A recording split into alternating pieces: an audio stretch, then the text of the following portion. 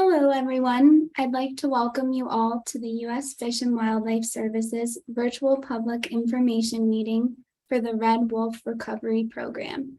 We are going to give folks a few minutes here to join the meeting, and then we will begin the PowerPoint presentation shortly, so please stay tuned. I do want to note that closed captioning is available by selecting the closed caption icon at the bottom of your Zoom screen if you are using the Zoom web portal or Zoom app on your computer. So we'll just give everyone a few minutes to join.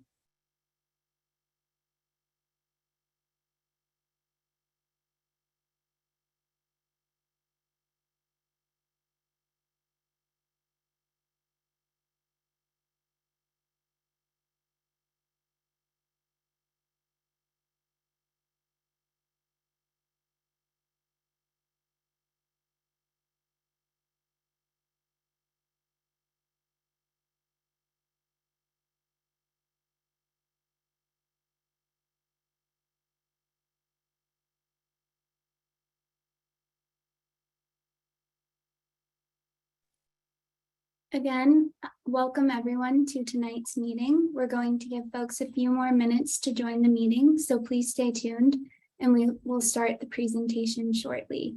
Again, I do want to note that closed captioning is available by selecting the closed caption icon at the bottom of your Zoom screen if you are using the Zoom web portal or Zoom app on your computer.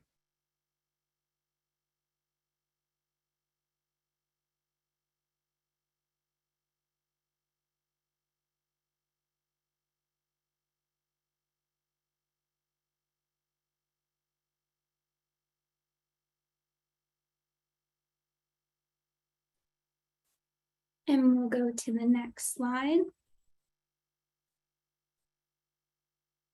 So we're going to go ahead and get started with our meeting tonight. I would like to thank you all for joining us. We appreciate your time and participation. My name is Megan Stone with Environmental Management and Planning Solutions, a contractor for the U.S. Fish and Wildlife Service, and I'm going to be one of your meeting facilitators tonight. Additionally, I have several members of the U.S. Fish and Wildlife Service with me on the meeting tonight who will be introduced in a moment.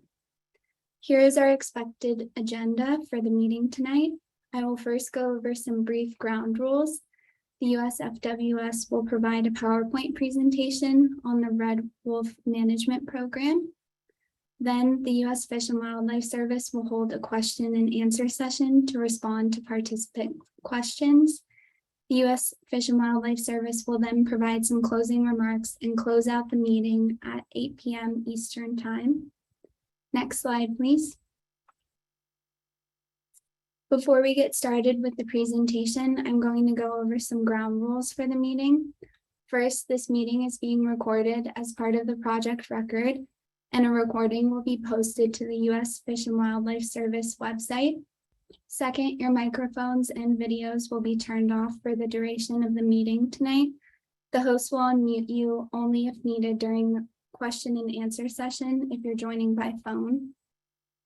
Questions will be addressed during the question and answer session after the PowerPoint presentation. As of right now, we are going to first go through our list of questions that were submitted upon registration that are within the scope and ability of the Fish and Wildlife Service to respond to at this time. If we have any time remaining on the meeting after we have responded to those questions, we will open up the chat feature to allow participants to submit follow-up questions on the service's responses. And right now you can feel free to go ahead and submit your questions via the chat feature. Again, we will get to those if time allows later on in the question and answer session. And we will do our best to address questions in the order they come in to allow everyone an opportunity to voice their questions today. So with that, I'll go ahead and turn it over to John Turpak with the U.S. Fish and Wildlife Service for some introductions. Thank you. Good evening, everyone. I'm so grateful to be joining you tonight for the second of two informational meetings we're holding as we continue our commitment to each one of you, to hear your feedback, concerns, and voices. Last night, we met in person in North Carolina, and I'm hopeful that tonight will be as informative inspiring, and engaging as our conversation yesterday. My name is John Turpak, and I am the Service's Deputy Assistant Regional Director for Ecological Services in the Southeast, the U.S. Fish and Wildlife Service program that houses Red Wolf Recovery. Before I get into why we're here tonight, I first want to thank all of you for registering and attending. I'll speak for the entire team, who you will meet in a moment, when I share just how excited we were to see the overwhelming response to our meeting invitation. More than 200 people registered to attend tonight, which is a great turnout and a testament to the broad interest in Red Wolf Recovery. During the virtual public meeting we held back in February, we noted that we are working to revitalize and transform this program. And a big part of that is being more open and inclusive in our recovery efforts. Yesterday's and tonight's meetings are part of that continued commitment. We know that we cannot recover America's red wolf without your engagement, and we are eager to hear what you have to say. So a turnout like this is exactly what Red Wolf Recovery needs to be successful. We know that Red Wolf Recovery includes many perspectives, and our approach will include all of your voices. Our recovery efforts are not always perfect, but we're working hard to chart this new path forward, and your voice can help shape this path of recovery. We have been very busy, and we are excited to talk with you about everything that we've been doing and things that we plan to do. Tonight, we'll be providing updates on the Red Wolf Recovery Program, as well as the management actions we took this past year as part of our Phase 2 release plan, the plan for this coming year as part of our Phase 3 release plan, and ways that you can help or get involved with red wolf conservation.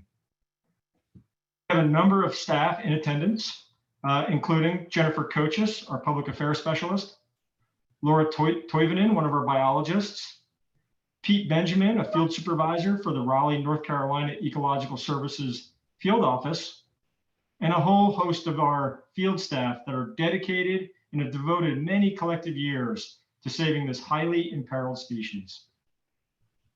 Next slide, please.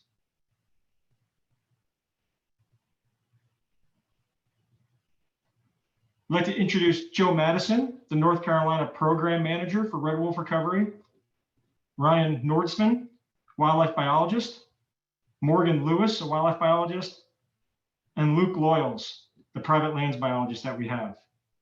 I also want to introduce Emily Weller, our Red Wolf Recovery Program Coordinator, who I'll turn it over to now.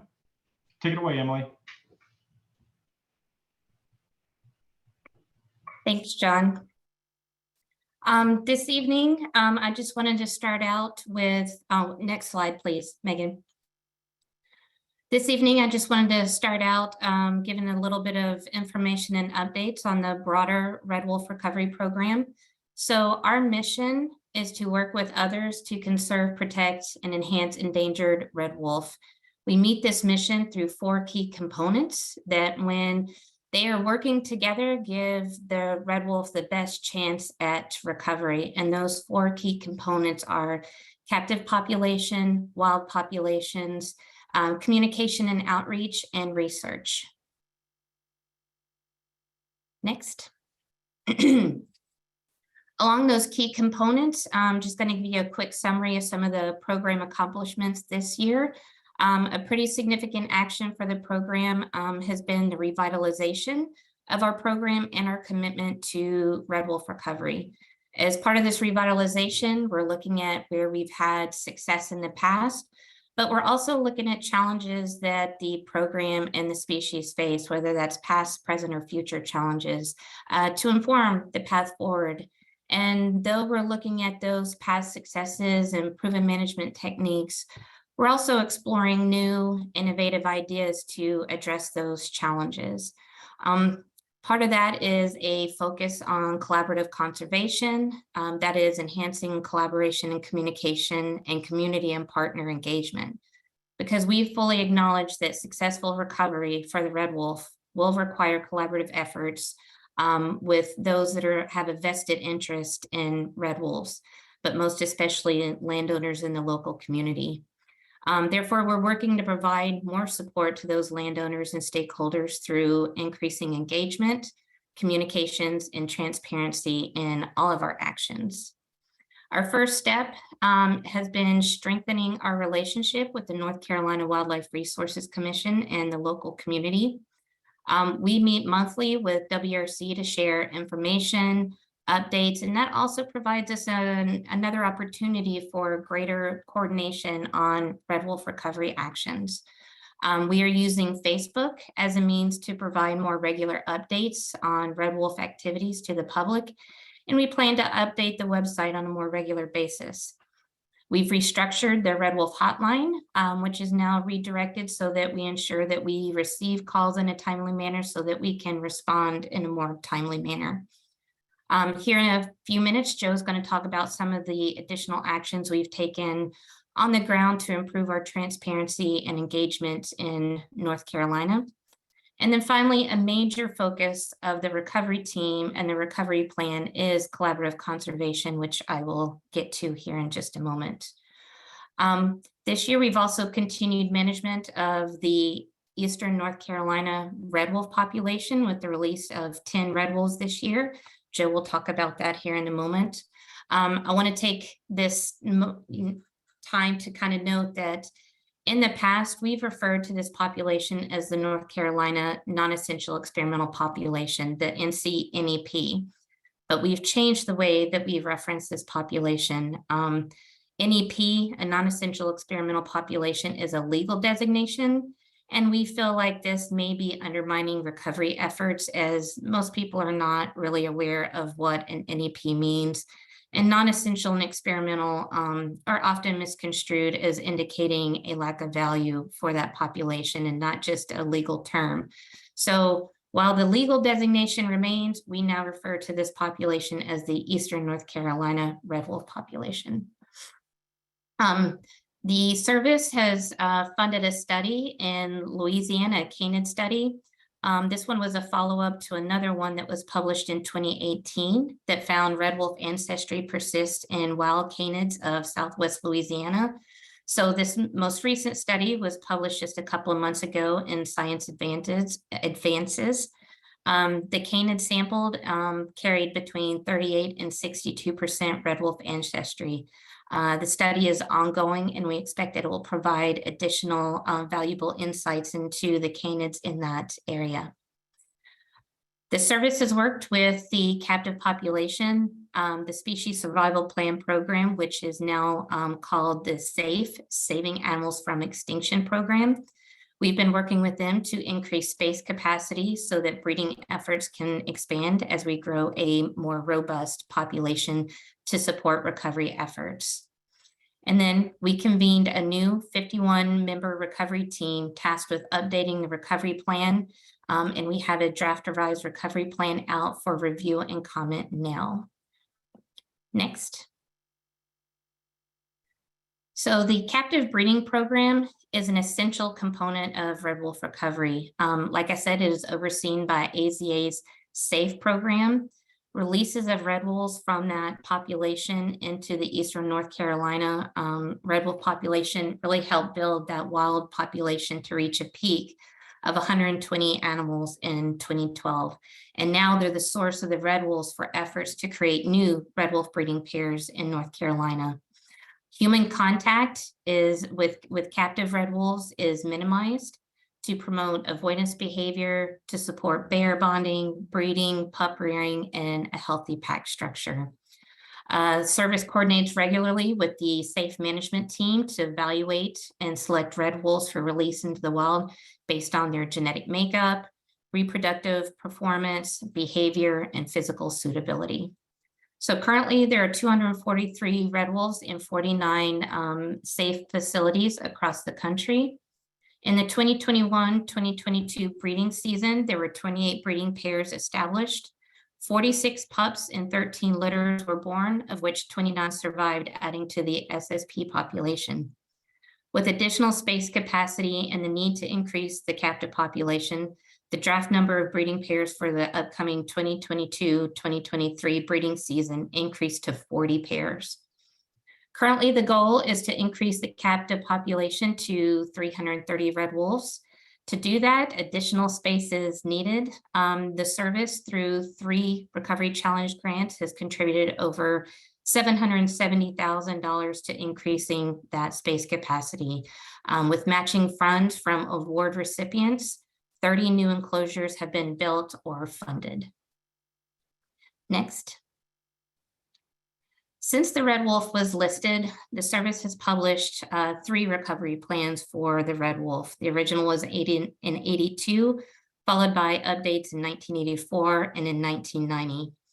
Because a significant time had passed since that last update, and there has been a lot of new information that has become available, much has changed on the ground, and we have learned a lot about red wolves.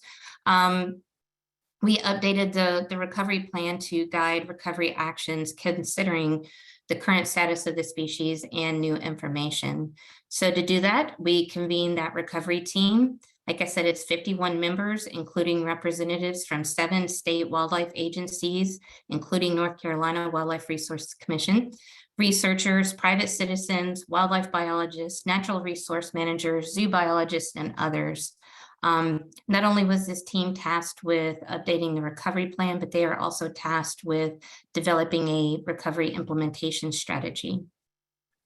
These previous versions of the recovery plan followed kind of the old recovery plan format.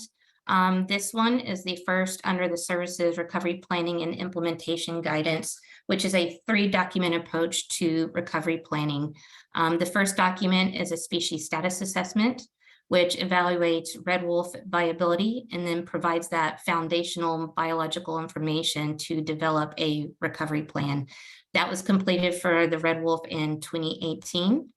Then you have the recovery plan itself, which is it contains a streamlined overview that describes what recovery looks like for this species, a strategy for how we get there, and then the 3 elements required under the Endangered Species Act. That's recovery criteria, recovery actions, and time and cost estimates. Then the third document is the recovery implementation strategy. That is an operational plan that steps down those actions identified into the recovery plan into more detailed activities. It's the who does what, when, where, and how. That document is flexible and can be updated as appropriate. The draft revised recovery plan that is out now is based on that 2018 SSA and a series of recovery team workshops held in late August, early September of 2021. Next.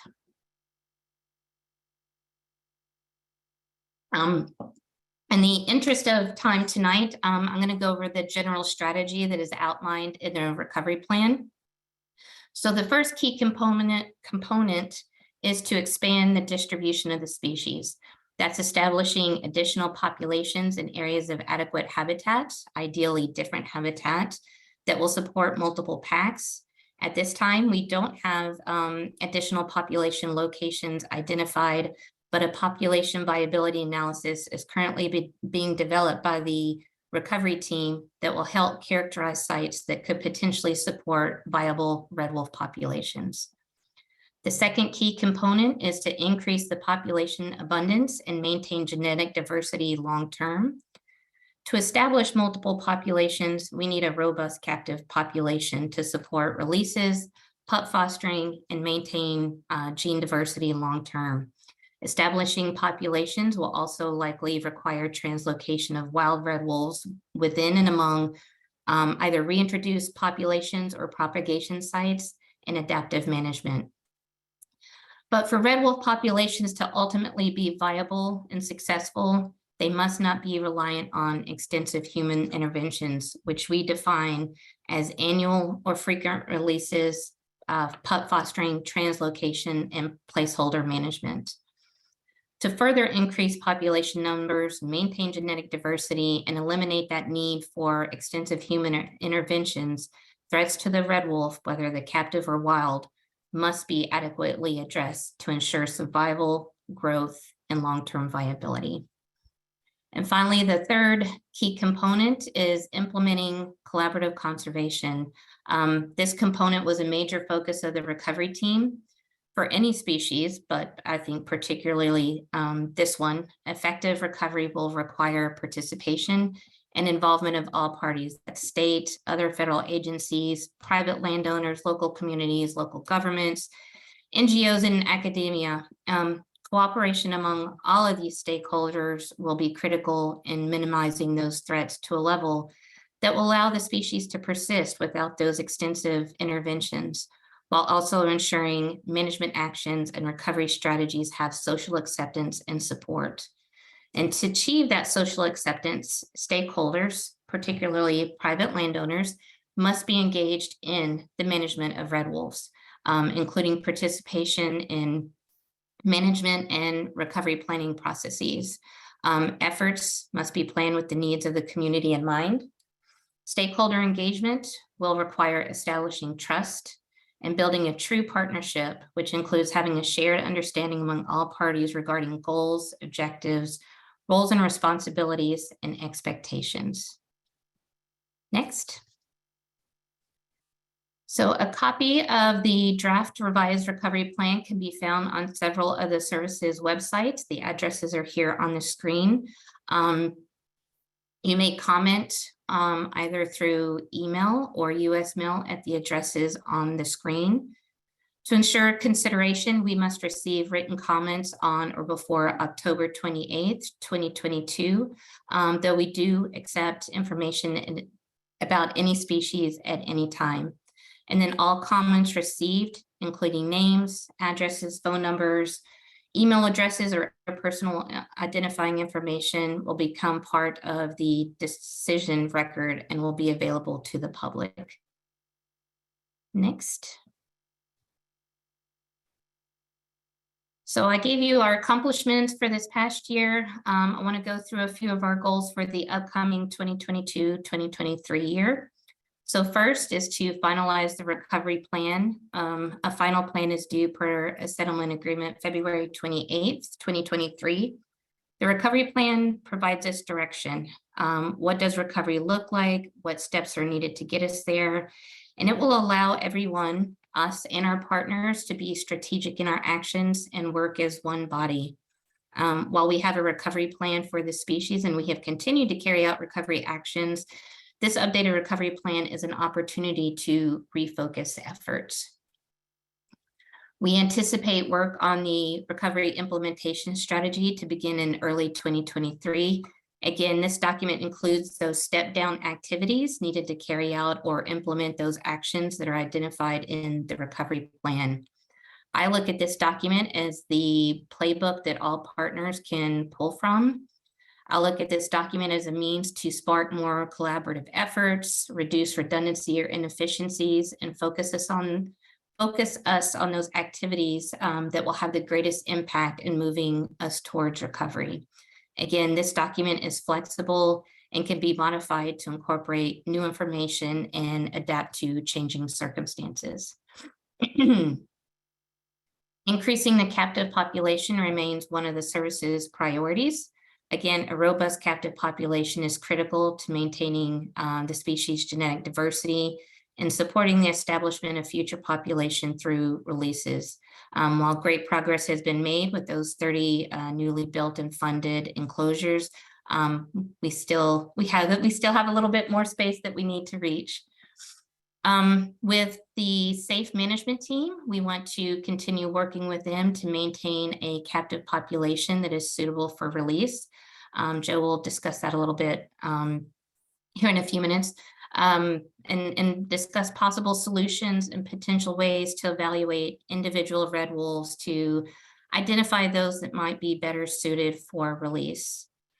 We will continue management of the Eastern North Carolina red wolf population and growing that population, which Joe will cover here.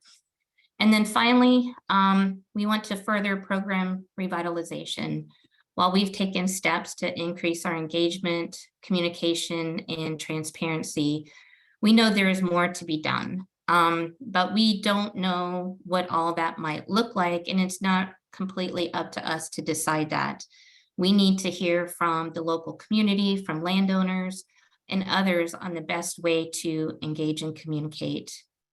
Also, through this revitalization, we would like to address conflict head-on. That includes social conflicts that may be inhibiting acceptance of and progress towards recovery goals. So we're looking at conflict transformation to build trust, improve relationships, and improve the effectiveness of recovery efforts. And now with that, I will pass it on to Joe.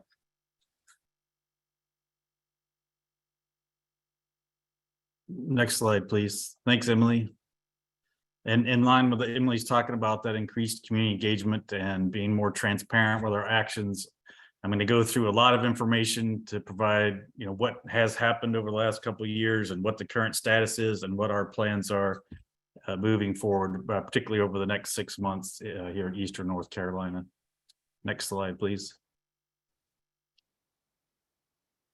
I just want to remind folks that we are continuing to operate under the 10J rule that was last updated in 1995 that spells out the management of this population here in Eastern North Carolina in conjunction with applicable court decisions that have occurred since then.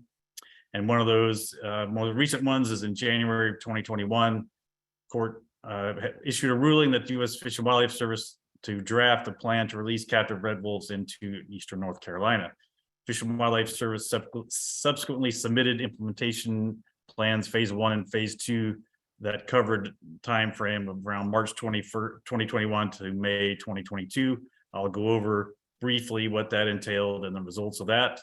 And then it has also led to the development of phase 3 release plan that covers from about now through next May. And that has been coordinated with the folks at the Wildlife Resource Commission that we meet with regularly and collaborate on these types of issues. And it was submitted to the court in September. Next slide, please.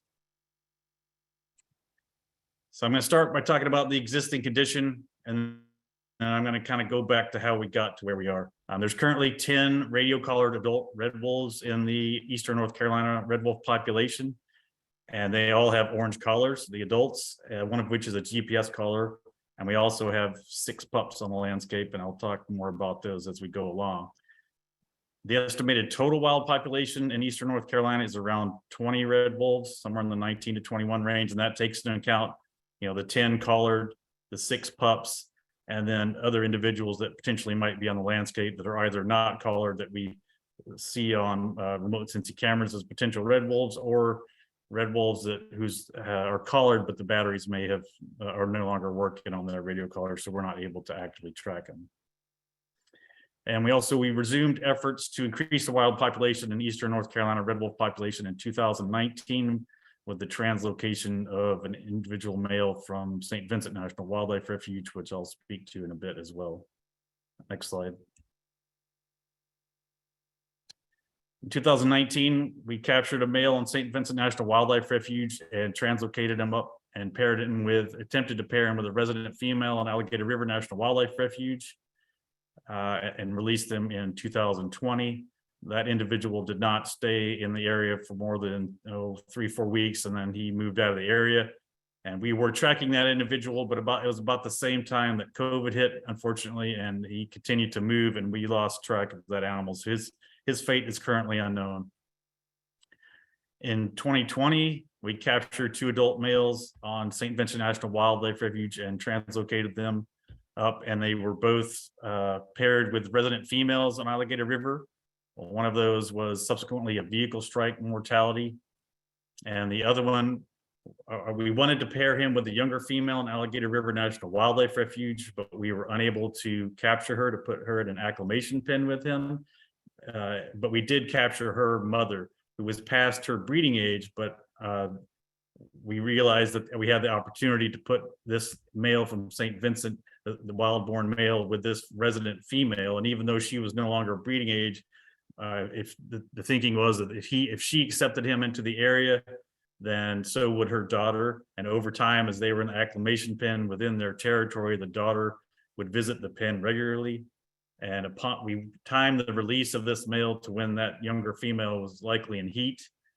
And after his release, he pretty much went straight to this female, and she was paired, or at least hanging out with a sterilized coyote at that point. But over the course of about the next 3 to 4 weeks, that red wolf male displaced that coyote, who then moved out of that territory, and he paired with that female. We had hoped that perhaps they got together soon enough that they would have a litter in 2021, but that didn't happen. But they bonded and stayed together throughout the year, and all evidence pointed that they were a bonded pair. And as many of you know, that is the male that became the father of the litter here on Alligator River this past spring. And I'll talk about that again in a bit as well. Also in 2021, we released 4 adult wolves from captivity, the captive-born red wolves, a pair on Alligator River National Wildlife Refuge and a pair on Pocosin Lakes National Wildlife Refuge. Unfortunately, the pair on Alligator River were both vehicle strike mortalities. And one of the individuals released on Pocosin Lakes was also a vehicle strike mortality, and the other, several months later, was a gunshot mortality. As well, in 2021, we fostered 4 captive-born pups into a wild female den on Pocosin Lakes National Wildlife Refuge. And the 2 males and 2 females were fostered into that den, and we know that at least 2 of those have survived, and I'll go into that in a little bit as well. And there's potentially an additional one that might be out there as well. Next slide. As I mentioned, we had a wild red wolf litter here in Eastern North Carolina for the first time since 2018 as a result of that pairing from the translocation. And we've also had 13 known red wolf mortalities over the last 2 years, 7 in the previous 12 months and 6 previous to that. And 11 of those 13 mortalities were captive-born red wolves. And I'll talk about mortalities more specifically in the next slide. We had 1 known hybrid litter in 2022 and 3 in 2021. And I wanted to show the age class structure for the wild red wolf population. And this does include the pups in there, the 6 pups from this year on the bottom line there.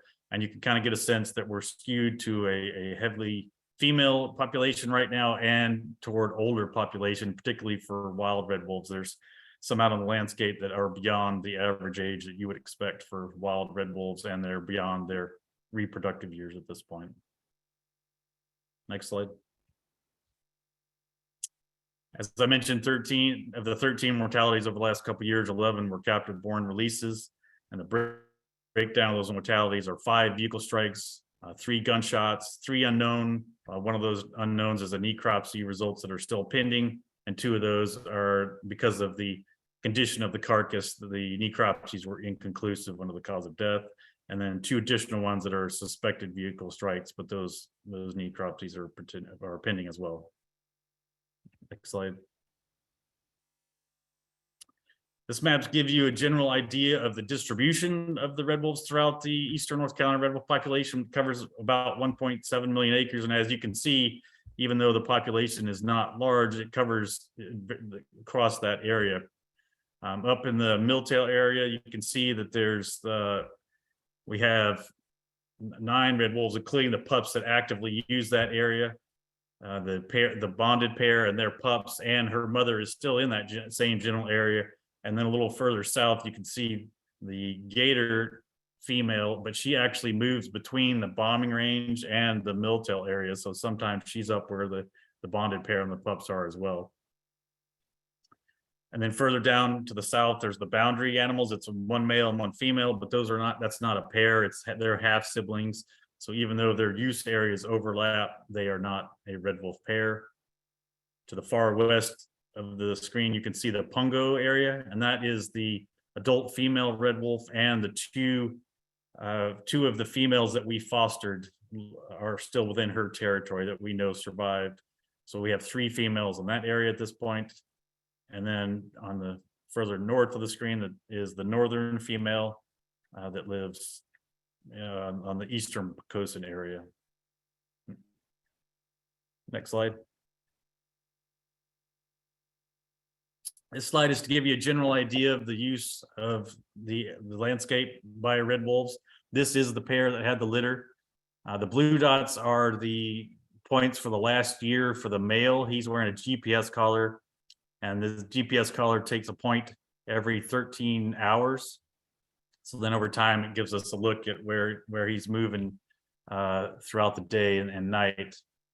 And you can see that they're pretty heavily tied to the farm field areas or the wood blocks adjacent to those farm field areas, which is highly due to the prey availability and habitat security of those particular areas. The yellow dots are a female, the breeding female that had the litter, and those are based on telemetry points from the ground and the air on routine monitoring of that individual. Next slide, please. This is the female red wolf that was shown as in the northern part of the area. And again, it shows you her general use area. She has a pretty small home range from a red wolf standpoint. And it's based on prey availability. And she uses that same farm field and the wooded edges and the early successional forested habitat that lines those farm fields. Next slide, please. And this is an additional female adult red wolf and shows the type of area she's covering as well. And again, it's tied to the same type of habitat use and same general size of home range and territory that she's within. And she has the 2 fostered pups, and they all are active within that same time frame. And we often find them in close proximity together, but not always, but they're always within that same general territory. Next slide, please. Now I'm going to kind of loosely chronologically go through what has occurred in 2022 from the winter until now. The starting point of all this was we held a public meeting in February 1st, a virtual public meeting, very similar to what we're doing now. And in that meeting, we talked about red wolf recovery in general and our upcoming release plans, our coyote sterilization program that we have, and Pray for the Pack, which Luke will talk about in a little bit, and increasing community engagement, of which this is part of, and what we have boosted quite a bit since that public meeting. And there was an announcement of a recommitment to the red wolf recovery program in general, and specifically into the Eastern North Carolina red wolf population. Next slide, please. So we start off the process with what was going to happen over the winter and the spring by evaluating potential release areas within the National Wildlife Refuges of Eastern North Carolina, looking at areas that have no known current red wolf use. We didn't want to put red wolves where there was existing territories or pairs, but also areas that had adequate prey base to support red wolves and habitat security for them to be able to safely raise their young. We worked with the management team of the SSP, the Wolves Under Human Care, to discuss releases and individuals that were appropriate for release, and also worked with WRC during our collaboration meetings to discuss what our upcoming plans were and to make sure we were all on the same page. The plan was to release 9 red wolves with the hope of increasing the number of breeding pairs and to try to reduce the causes of mortality, human causes in particular.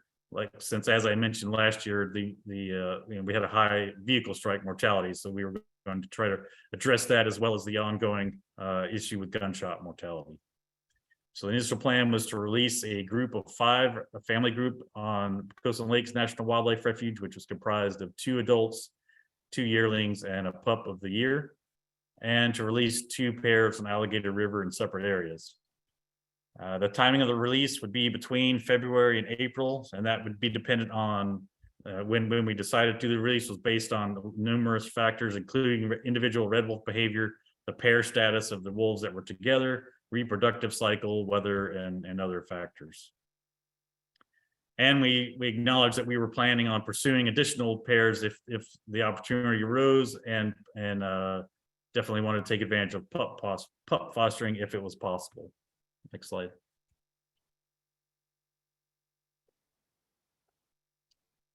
During the winter, we constructed multiple acclimation pens on Alligator River National Wildlife Refuge and Poquoson Lakes National Wildlife Refuge.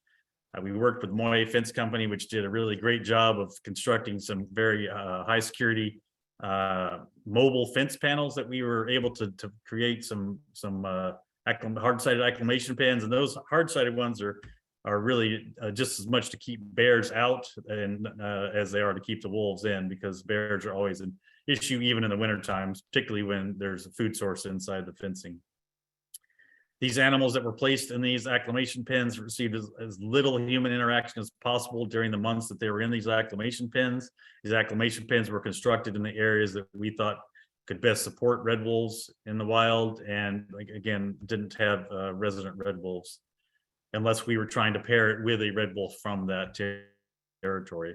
And they were fed natural prey items only. We also used soft-sided pens in some locations, which those bottom two pictures depict. It's basically like deer fencing with that's electrified on the lower half, and it's able to keep wolves inside. Next slide, please. In early February, during our capture operations, we caught a wild female on private land where we were trapping with landowner permission. She was the last known adult wild red wolf that had a black collar at that point.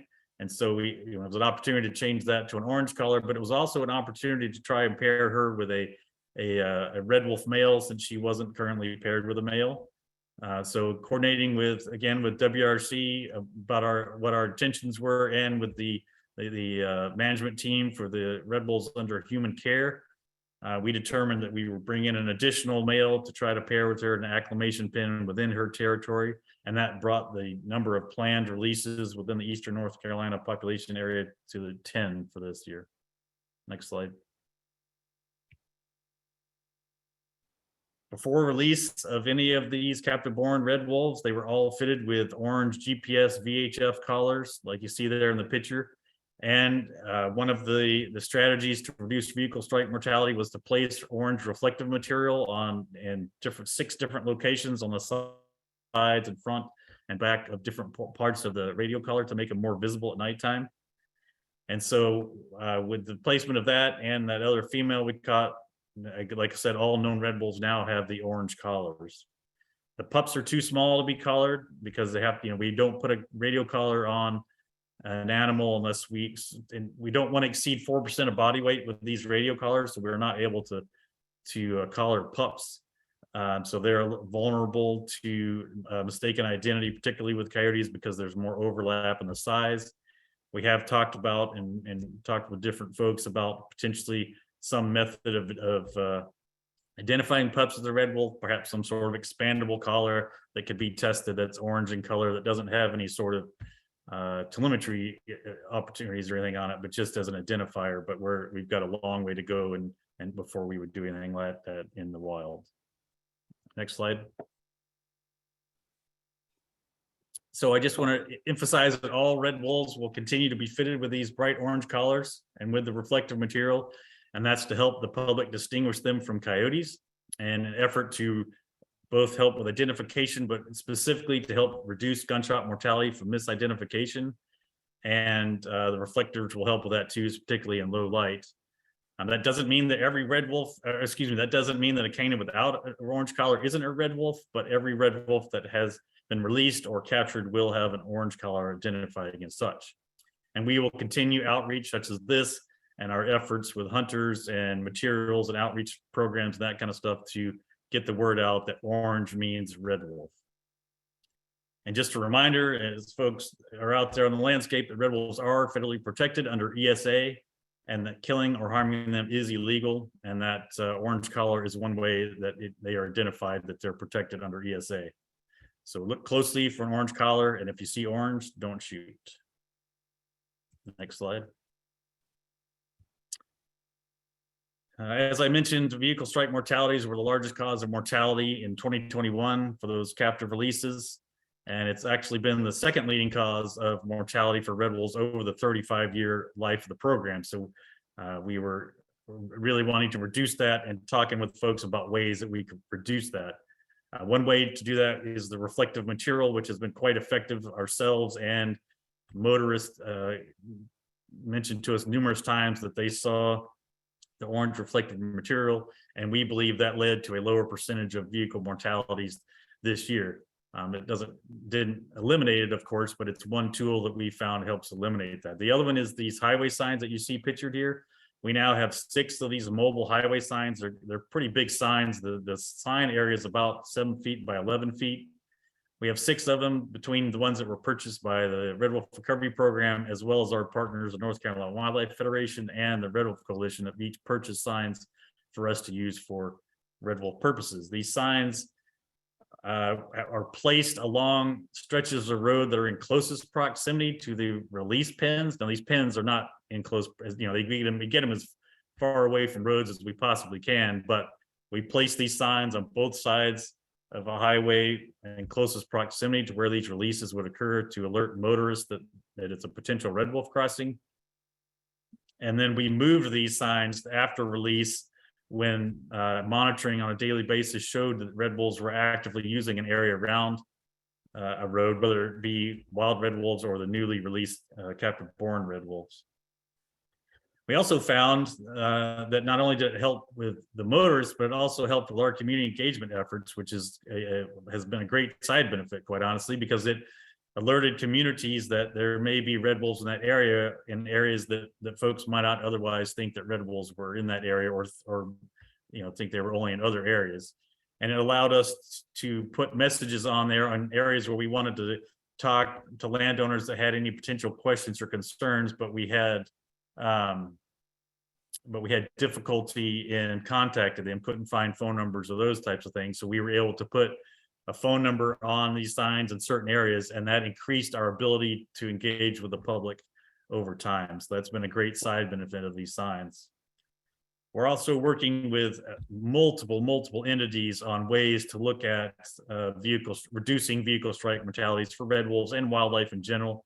And that includes the North Carolina Department of Transportation, who we've worked really closely with over the last year, and the North Carolina Department of Natural and Cultural Resources, who has been heavily invested in that particular aspect of red wolf recovery management, as well as researchers and several NGOs that have been looking at ways to reduce vehicle strike mortality. And we continue to explore ways, both short-term and long-term, to try to address that mortality factor. Next slide. We also, prior to release, we contacted all landowners in closest proximity to the release sites to let them know that red wolves are going to be released. And again, these weren't, right up against private land or anything, but since we know wolves can travel long distances, we wanted to get the word out that these releases were occurring. We want to be open again and transparent about what we're doing and where we're doing it, so that folks, if they have questions or concerns, they can come to us. And in additional, after the releases of these red wolves, we contacted landowners anytime we knew that red wolves were using their land for any length of time. If we found through monitoring they were on their lands, then we were calling that landowner to let them know and address any potential concerns or issues they had regarding red wolves. And after that, we, in addition to additional notifications, we encourage them to contact us anytime for any questions or concerns that we could address regarding red wolves. Next slide. After the release and at any time, we responded to all calls and texts, emails with questions, concerns, and sightings and potential issues. We have the Red Wolf hotline, which is, as Emily said, we kind of revitalized that hotline. And as I said last night, it had become a bit of a lukewarm hotline at times, but now it is a hotline that is readily addressed and manned, and we get the messages in a really short time frame, and we address those questions in the time frame that needed. And we, throughout the spring and winter, we addressed them 24/7, including several times we went out in the middle of the night to address concerns by landowners about wolves and inactivity. This picture that I'm showing here, there was a red wolf remaining in close proximity to this farm. No depredations occurred on this farm, but they have livestock there, and they were concerned about the presence of this red wolf in close proximity. So we went out there and we set up the Fish and Wildlife Service. We have solar-powered electric fencing that we can use, and we set that up around their livestock to give them peace of mind. And we work to alleviate their concerns and move that wolf out of the area until he was no longer in the area, and then the fencing could be taken down. But it's just an example of ways that we were trying to be receptive and open and working with landowners and others that had concerns or issues regarding red wolves. Next slide. We also worked with several local, regional, and national media outlets this year to get the word out about red wolf recovery in general and the revitalization of the program, but also to let folks know about the upcoming releases, so that it would be as widely known as possible that our actions and what we were doing and where we were doing it. Next slide. Now I'm going to talk about the releases themselves, and this is a picture of the breeding female from the Central Pocosin Lakes National Wildlife Refuge. Next slide. First, I wanted to, there's sometimes a information or about how these releases go. We don't stay for these releases. We want them to be as natural as possible under the circumstances. So while we set up a bunch of remote sensing cameras, we open the pen door and then we leave. So there's nobody present when these red wolves come out of the pen. They can come out in 2 minutes or 2 days. That's entirely up to the individual behavior of the red wolves, so that they're more likely, the entire intention is for them to feel comfortable staying in that area where they're released. And then the releases occurred, like I said, based on the timing and the individual aspects of the pairs that are being released. So on February 8th, we released the red wolf pair on North Alligator River. On March 15th, we released the red wolf pair on South Alligator River. And on March 31st, we released that family group of 5 red wolves on Central Pocosin Lakes that I told you about. Next slide. On April 4th, we released a wild female red wolf and a captive-born male that we had placed in an acclimation pen within her territory on the eastern part of Pocosin Lakes National Wildlife Refuge. And then on June 6th, we re-released the male that was originally released on North Alligator River. He got injured in the wild, and we recaptured him. And after a period of time, after surgery and recovery at the North Carolina State University School of Veterinary Medicine, where he recovered, we re-released him back into the wild on South Alligator River. Next slide. These newly released red wolves were tracked on a daily basis. We had the GPS collar set upon their initial release to take a point and send a point every day. But sometimes that point, even though it's a morning point, sometimes we would not get that point till late afternoon or even in the nighttime. So while that point was helpful in creating maps of where they had been, it wasn't helpful on a day-to-day management standpoint necessarily. So we were on the ground, tracking them from the ground, the VHF portion of their collar, on a daily basis, starting in the mornings, and finding each of the 10 released red wolves. And if they were not in good areas when they were found, then we would attempt to scare them out of those areas and haze them back into more natural settings.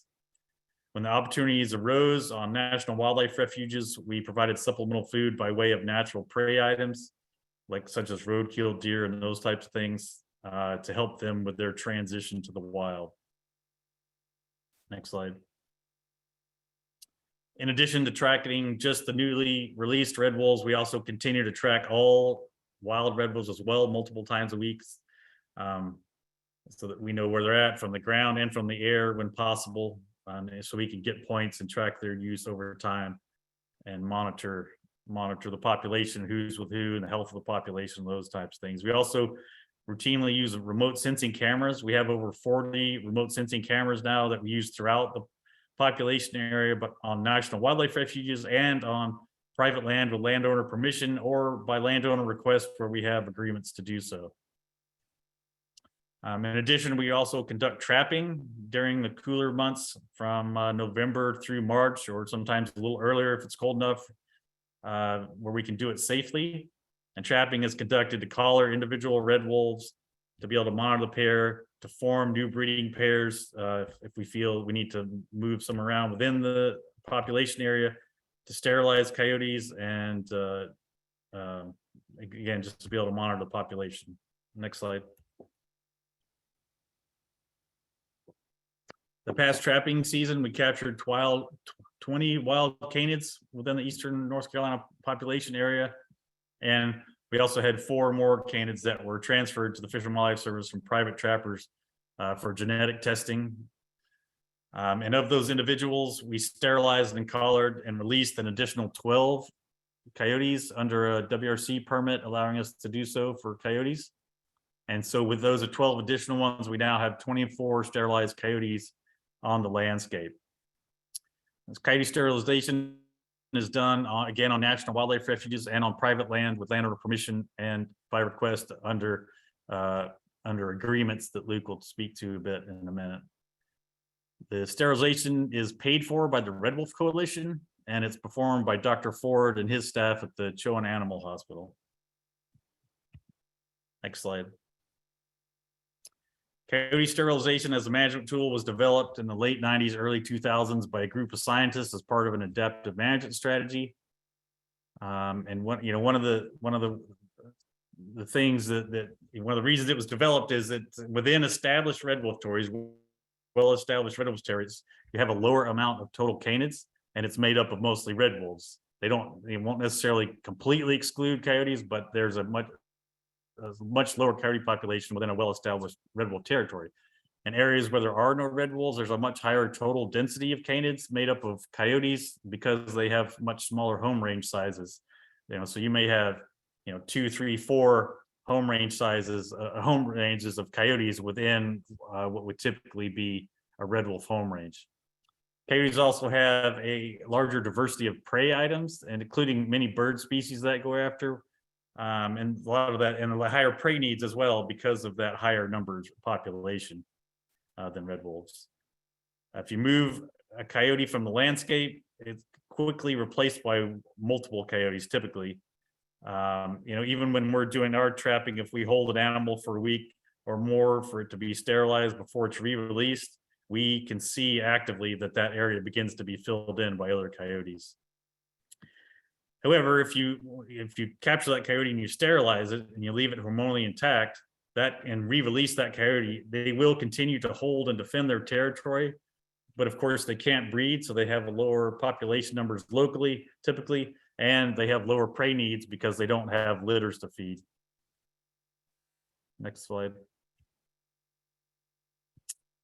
Again, coyote sterilization is done at no cost to landowners, and all sterilized coyotes are released back to their original capture site. We used to use black collars on coyotes, but we've recently switched to using white collars like you see in the upper picture there because it increases the visibility over the black ones for landowners to be able to identify that the coyote they're seeing has been sterilized, and can be a benefit to be left on the landscape because it's not reproducing. Research conducted within the Eastern North Carolina red wolf population area has shown that coyote sterilization is a successful management tool on the landscape, and it reduces hybridization with red wolves and can, again, lower the coyote population in local areas. And it can be of benefit to landowners and their land management goals for many of the reasons I described. And it obviously benefits red wolf recovery. Next slide. Now I'm going to talk about release updates and the challenges we faced with this year with the releases. Next slide. So this map is just one example of the movement after the release of captive-born red wolves. This was a pair that was released on South Alligator River. The blue line depicts the movements of the male red wolf after release, and the red line depicts the movements of the female red wolf. Of course, these lines are straight lines in between points. They don't depict the actual movement of that animal, but it is a straight line between daily points in most cases on days that a point was able to receive by satellite for these animals. So one of the main challenges we had is that bonded pairs did not stay together after release. And that includes the family group pair that had 2 prior litters. And so that was at least somewhat unexpected. It happens, and it has happened in the past, but bonded pairs, typically ones that have had successful breeding, typically will stay together. But as you can see in that map, that pair did not stay together either. So that obviously was a significant challenge for us. Another significant challenge for these releases was that some of the released red wolves, captive-born released red wolves, were way too complacent around developed areas, which we don't typically see with wild red wolves that are very secretive and elusive and tend to avoid more developed areas. But we had several red wolves that released that that were too complacent in human areas, which led to concerns over their ability to survive in the wild. We also had some released red wolves that were actually transitioning well to the wild that still became mortalities, including some human caused or mostly human caused and natural incidences. So that ended up being a challenge as well. And we also, like I said before, we seem to have at least a slight reduction in vehicle strike mortalities, particularly from a percentages standpoint. And I think that can be attributed to several factors, including the reflective material, the highway signs, and we did increase hazing on the highways and roadways when we had the opportunities. Next slide. 3 of the captive-born red wolves that were released were returned to captivity, again, based on the complacency around developed areas and humans, leading concerns about their ability to survive in the wild. So April 11th, the subadult male that was released on Pocosa Lakes National Wildlife Refuge was recaptured and returned to captivity. On May 10th, the breeding male from that family group released on Pocosa Lakes was recaptured, returned to captivity. And then on June 22nd, the male that had been re-released on South Alligator River was captured and placed back in captivity. Next slide. On May 12th, on March 11th, we received a mortality notification for a female that was released on North Alligator River. And on April 20th, the yearling male that was released from Pocosa Lakes National Wildlife Refuge was reported as a mortality by gunshot in that county and close to Pocosa Lakes National Wildlife Refuge. Next slide. On April 15th, during routine daily monitoring, we found the male that had been in the acclimation pen with the wild female red wolf. We found him in mortality mode, and his cause of death was gunshot to the spine, which led to him collapsing in a muddy area, and he died of suffocation. There's currently a $25,000 reward for information leading to the prosecution of those responsible for his mortality. And you can see the contact information for Fish and Wildlife Service law enforcement if you have information regarding that. This particular male, like I said, he was in the acclimation pen with a wild female. And he was one of the ones that appeared to be transitioning well into the wild. He was staying away from paved roads. He was not entering developed areas, and he seemed to be acclimating well into the wild. But he wasn't given, a large opportunity to be able to be a successful transition in the wild because of the gunshot mortality. Next slide. On May 8th, we received mortality notification for the breeding female from the Pocosa Lakes National Wildlife Refuge. She's one of the ones that appears to be a vehicle strike mortality, but the necropsy is pending. On June 14th, we received mortality notification for the subadult female from the family group. And on June 27th, during routine daily monitoring, we found the male released on South Alligator River in mortality mode doing daily tracking. He's another one that was doing well, transitioning into the wild, and had somewhat assimilated himself into the area where there was other wild red wolves. So he was definitely an unfortunate mortality, as they all were. Next slide. On April 2nd, we received a report of a red wolf along a highway. And when we went and tracked in that area, we tracked her to this particular red wolf in that area, the female that was reduced on South Alligator River. We actually got a visual on her as well, and she did not appear to be injured or have any visual sign of injury. We tracked her for multiple hours throughout that day, trying to get a closer look and monitor her and get a sense for if she had been hit by a vehicle or something like that. But she continued to move, ahead of us as we continued to track her. And then, so once we broke off and left her in that area, the next morning we received a GPS point for her in that same general area. But since that time, which was April 3rd, we have not received any GPS location or been able to find her with VHF using aerial or ground telemetry searches multiple times. So her fate is currently unknown. Next slide. Now onto at least a little more of the successful stuff that has happened. During our capture operations, as I mentioned, we caught 2 of the pups that were fostered into a wild den in May of 2021. They were both females. That's them pictured here, and you can see, that's them in the middle when we fostered them. So you can see what a difference, not even a year, made in the size and particularly the leg length of these individuals. Survival of pups in the wild, regardless of whether they've been fostered or natural born, is around 50%. So, if there is only 2 of the 4 out there, then we've pretty much been right with what the science shows. There is the potential that there's an additional foster out there. We sometimes on our remote sensing cameras and sightings of the private landowners in that area, there is potentially an additional uncollared red wolf out there that could have been a foster, but we have not verified that, and we will be trapping in that area again this winter. And potentially we'll be able to determine if that's the case or not. And as I've mentioned, both of these fosters are currently operating within the territory of their mother, but they're quickly approaching dispersal age when they may set out on their own. Next slide. And again, as I've mentioned, we did confirm a wild red wolf litter on April 19th of this year. It's 6 pups. 4 females, 2 males, and it's the first wild wolf litter born in eastern North Carolina since 2018.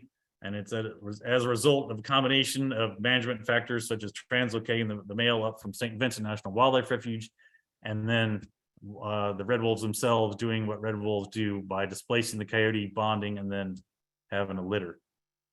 As recently as early September, we've confirmed that all 6 pups were still alive.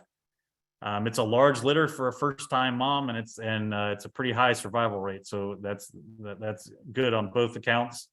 When the pups are large enough to collar them, then we'll attempt to capture and put orange collars on them. Typically, we don't even attempt to collar red wolf pups until January of the year following when they were born. Again, because we don't want to put a radio collar on a too small of an animal. So we will monitor these pups, and when we feel like they're large enough to collar them, we'll attempt to catch them. But probably, again, we won't even think about it until January. And the looks we've gotten these pups, they're getting to be where they're kind of close to the height of their parents, but they are a lot more lanky still than their parents. Next slide. When we estimate, when pups are about 10 years old, based on our telemetry monitoring of the adult females, when she's isolated in the same spot for multiple days in a row, then we know that she has likely whelped. And then we calculate about the 10-day-old range, and we go into the dens and we do cheek swabs for genetic analysis and general physical exam of the pups and the count and sex them and that type of thing. And then we microchip them so that subsequent captures or mortalities were able to identify the individual. Next slide. If you can play the video, it's just a really quick video of the pups when they were about a month and a half old. I don't know if it's playable.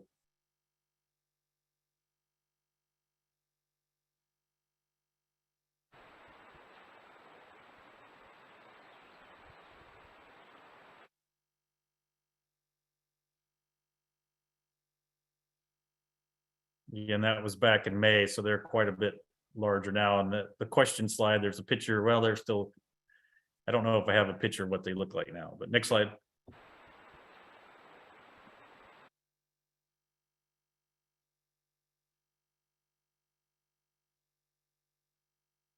And now I'm going to start talking about our plans for this fall, winter, and spring as part of phase 3. And again, as always, we looked really closely at the research and the past management actions over the life of the program that have resulted in the highest likelihood of success. That doesn't, this is a difficult activity we're undertaking. I think that's very well understood, but there are, trends and management actions that have had higher success than some others, and we try to focus on those, of course. And we've also incorporated lessons we've learned over the past 2 years and what has occurred on the landscape.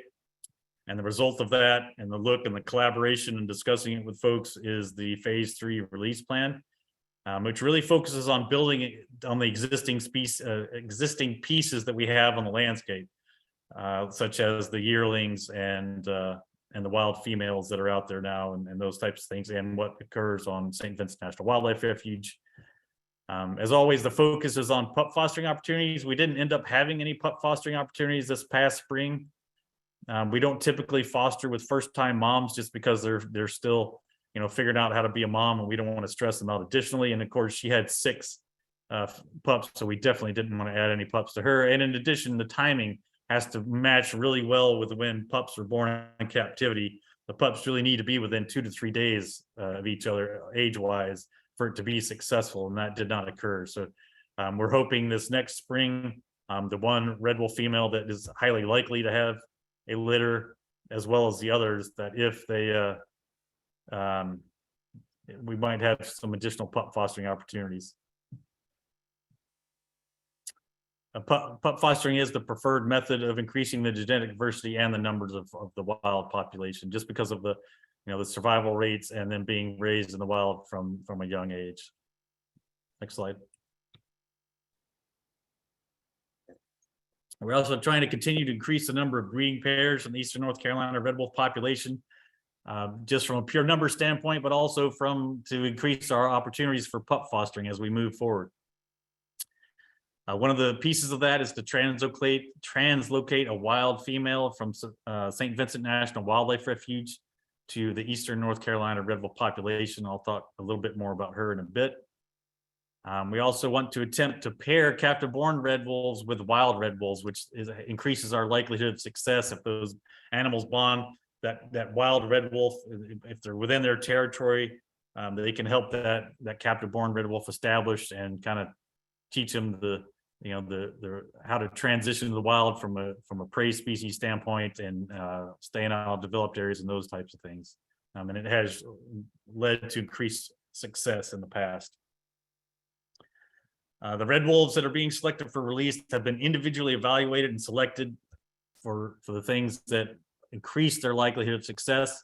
And we've spent a great deal of time working with the caretakers and the folks of the red wolves that are under human care to identify these individuals based on the criteria and the research and lessons learned and those types of things, to try to identify these animals. Generally, they'll be in the 2 to 4 years old range, and from enclosures that are away from the public, larger enclosures if possible, fed natural prey. And their genetics work well with the genetics that is present in the wild population, but also won't have a negative impact on the viability or the genetic makeup of the captive population. So we try to be very precise in the individual that we're choosing for a myriad of reasons. Next slide. I want to talk about St. Vincent National Wildlife Refuge for a moment, because it's a key piece of the red wolf recovery program. It's an island propagation site off the coast of Florida that was established as an island propagation site because it allows us to maintain a breeding pair of red wolves in the wild, but in a somewhat controlled environment, since it's an island and their offspring are born in the wild and raised in the wild. And so it provides a source of wild red wolves for us to capture when those young get to around dispersal age, capture them at St. Vincent National Wildlife Refuge, and then we can bring them up to Eastern North Carolina to be released into this population and potentially paired with resident wild red wolves up here. But it's a key piece of this puzzle. Next slide. Before this past winter, there was no longer a breeding pair on St. Vincent National Wildlife Refuge because of natural mortalities of the individuals there. There were 2 female red wolves on the island that were born on the island and remained there. So last fall, we translocated a male from captive population to St. Vincent National Wildlife Refuge into an acclimation pen on the island. Neither of the females on the island were captured and placed in the pen with him, but similar to how I described up here in Alligator River, those females knew he was there and they were visiting him through the pen. And then we timed his release at a good opportunity based on the location of the females and prey availability and in proximity into the reproductive cycle. And once he was released, he quickly paired with one of those resident females, and is typically with that resident female. That picture is them together from February, shortly after his release. And remote camera footage indicated that they had mated. There hasn't been any confirmation of red wolf pups on the island to date, but during capture operations this winter, we hope to verify that, or see if that was the case, if there was a litter born. The younger female that is not paired with him is on the island, and she's the one that we would like to capture and bring to North Carolina. We have attempted to capture her in the past, and she has eluded capture quite well, honestly. But because she's an important piece of this winter's management actions and the phase 3 release plan, we are going to increase and have concerted effort on catching that female and try some different approaches so that we have a higher likelihood of catching her and moving her up to Eastern North Carolina this winter. Next slide, please. I also want to talk about another aspect of that's occurred recently, and that is that the Red Wolf Coalition has developed a depredation compensation program. The program is administered and funded by the Red Wolf Coalition, and its intended purpose is to reimburse landowners for the loss of livestock due to red wolves. But as part of that, I wanted to remind folks, or tell folks, that there's only been 9 documented incidences of red wolf depredation over the 35 years since reintroduction into Eastern North Carolina. So it's an extremely rare occurrence. Typically, when we investigate or look into depredations that are attributed to red wolves, we find that it's typically domestic dog or coyote, fox, bear, or raccoon, or other species besides red wolves. But because of that concern that we want to address with landowners, and Red Wolf Coalition wanted to address with landowners that have concerns over the potential red wolf depredation on livestock, they developed this program to provide a valuable assurance to those landowners regarding livestock depredation, in hopes that it would increase tolerance of red wolves and/or garner more support regarding red wolves in Eastern North Carolina. It's important to note, as part of that program, that if you have a suspected depredation from red wolves, that you contact the Fish and Wildlife Service within 24 hours of that occurrence. Next slide. Now I talk about ways that you can help or get involved in the program. And one of them is, to contact the Fish and Wildlife Service Red Wolf team directly if you have any questions, concerns, or issues related to red wolves. And that, particularly if you're a landowner in the area that has these types of concerns or issues, so that we can help address those and work with you to address those concerns and talk about things. At the end of the slide, I'll provide at the end of the program, I'll provide a slide that has our contact information and ways to get a hold of us, both the Red Wolf hotline, but numbers for myself and Emily and Luke Lawless as the private lands biologist on the program.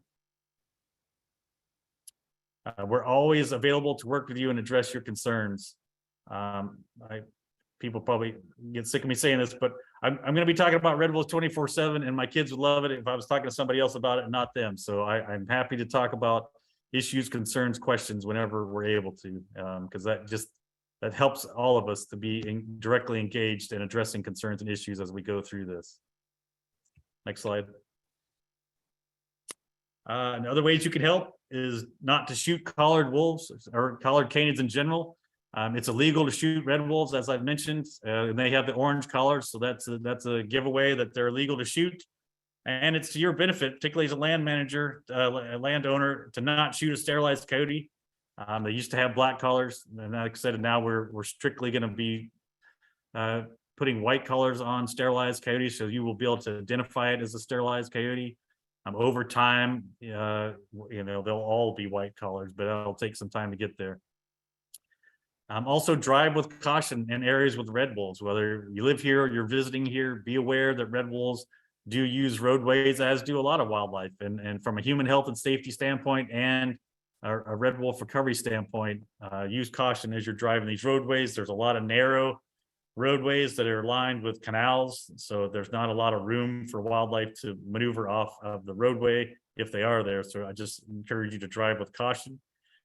And you can engage in recovery efforts such as attending public meetings such as this, or providing comments on recovery plans such as Emily discussed in her portion of the presentation. Next slide. Another way you can get involved here locally is that we have the Red Wolf Center in just outside Columbia, North Carolina. That's operated in a partnership with the North Carolina Wildlife Federation and the National Wildlife Refuge Association. It was closed for a while, but now it's been back up for coming up on 3.5, maybe getting close to 4 years that it's been back open. So we encourage you to take advantage of that facility. There are red wolves there in a public viewing pen, and there's also on-site programs at the Red Wolf Center, as well as North Carolina Wildlife Federation has installed webcams in those enclosures so that you're able to see the red wolves that are there. There was a red wolf pair in that pen, but the female that was there had a high genetic value from the captive population standpoint. So we have transferred her to a different facility where she'll be part of a breeding pair. And we are actually going to be moving 2 4-year-old males into that pen within the next week. So they'll be there available for the webcam and for public viewing.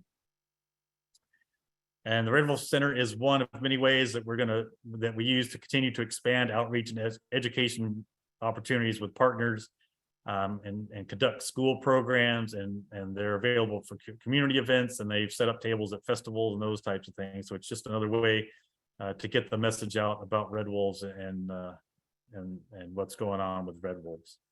And there's also opportunities to volunteer at the Red Wolf Center or refuges in general. And one way you can find out about those opportunities is to contact Katarina Ramos, who manages the outreach and education portion of the Red Wolf Center.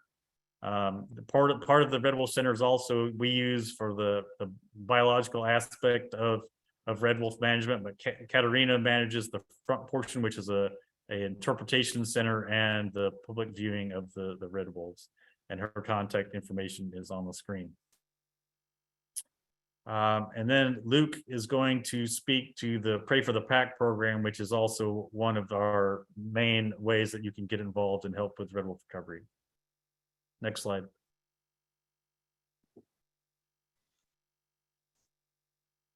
Thanks, Joe. Hey, everybody. Yep, I'm going to talk about Pray for the Pack program. It's a voluntary habitat improvement program, cost share program, in partnership with the U.S. Fish and Wildlife Service, which is me, the North Carolina Wildlife Federation, and the landowner who is interested in signing up for the program.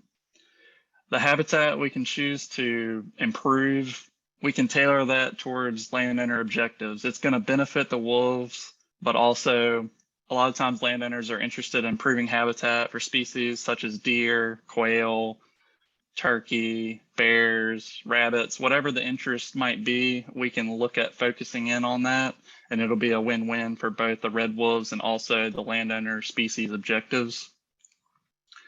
We can cover up to 80% of the cost depending on the landowner participation. There's 3 different participation options that determine the cost share that we cover. And those participation options are related to monitoring, which include things like telemetry tracking, trail cameras, trapping, and coyote sterilization. Some of the habitat improvement projects specifically can be things like mulching to create wildlife openings, prescribed burning when appropriate, planting native worm season grasses and herbaceous vegetation. Landowners in exchange will allow red wolves on their property, which is already their legal obligation. And, you know, it's not just I'm going to come out there one time, we're going to sign you up, and then that's going to be the end of it. I'm going to be very involved. I can come out there as many times until the landowner's comfortable. We can go look at the property. We can talk through anything they want to talk through until they're comfortable to the point of signing up for the program. And if it turns out you're not interested, that's totally fine. I'm here. I want to help the community. I love to talk habitat. So even if you decide not to sign up, I'm happy to help you with your property in any way I can. I live locally. So if you're a landowner that's interested in the program, or if you know somebody who has property in the area that might be interested, please give me a call, reach out. talk to me anytime. We can go in more details about the program, and I'd be happy to come out and walk the land with you. So thanks for being here tonight. And I think it's back to Joe. Thanks, Luke. And Luke said it great, but I just want to emphasize that the key to this program is working closely with landowners to craft these agreements to their comfort level and what their land management goals is. It's not about our goal. Our goal is to increase tolerance of red wolves, but these agreements are based on what you want to do with your property and your comfort level with what you want to do on your property and that. So I appreciate Luke. He does great work with landowners, and we hope to increase the use of this program as time goes on. And I forgot one thing, Joe. I just wanted to mention, I forgot to mention that privacy also, we're not going to release your information if you're a landowner unless you give us permission to, tell other people that you're in the program or anything like that. We're very serious about privacy. So no worries there. All right. That's all. I just forgot. Thanks, Joe. Yep, that's good. I also want to add that we're developing sort of a subset of Pray for the Pack. If you don't have habitat you want to do work on, but you still want to kind of pledge your support for red wolves or allow their presence on your property, we're going to have, you can still sign up for Pray for the Pack and become part of that. And you're not required to do habitat work or receive funding or technical assistance or those types of things. So if that's something also that you're interested in, then you can contact Luke and we'll develop those as we go along as well. Next slide. So I just want to re-emphasize that we are extremely committed. It's a kind of a small team here in East North Carolina, but we live red wolves, and we want to make this work for you guys as well as for red wolves. And so we are committed and available to work with you to address your questions and your concerns and your issues. And this is, 4 ways right here that you can get it. Actually, it's 5 because it's got a website. We've got the Red Wolf hotline. We've got a Red Wolf email address that's checked daily.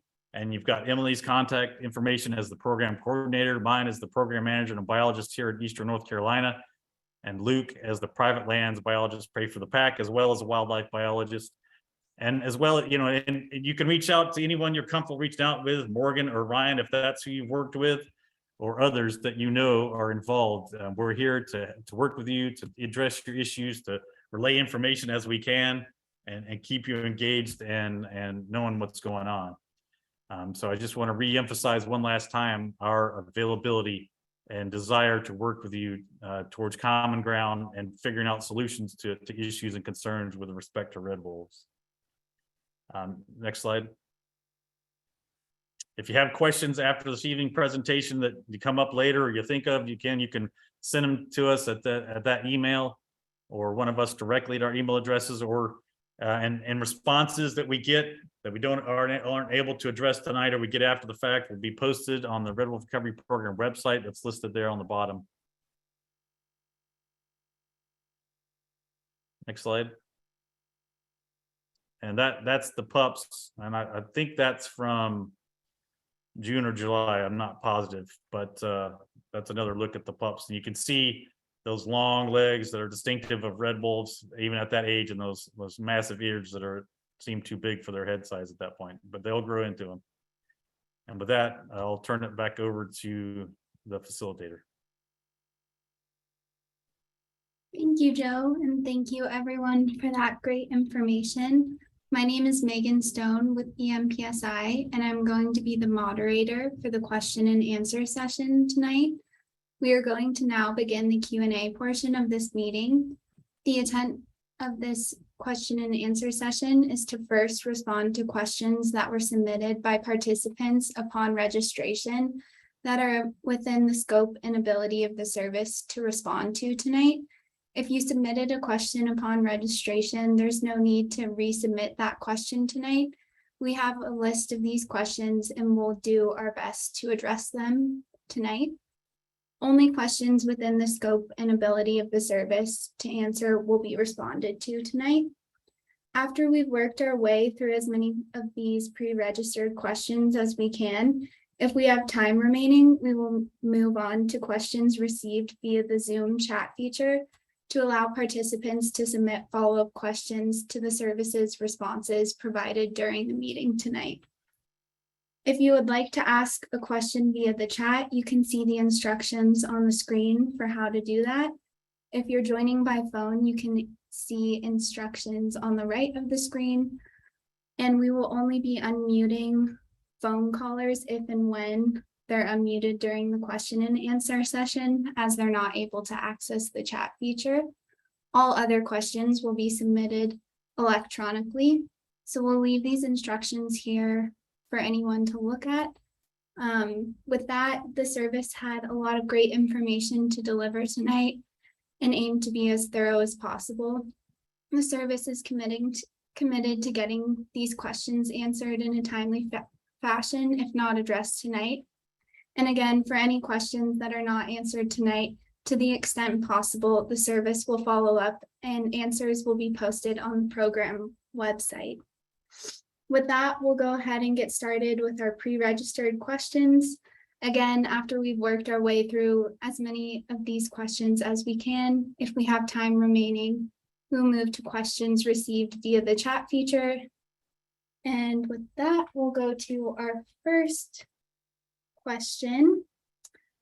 The first question was, the work so far for Red Wolves is amazing. It does take money, and my question is, where does it come from so far, and where will it come from in the future?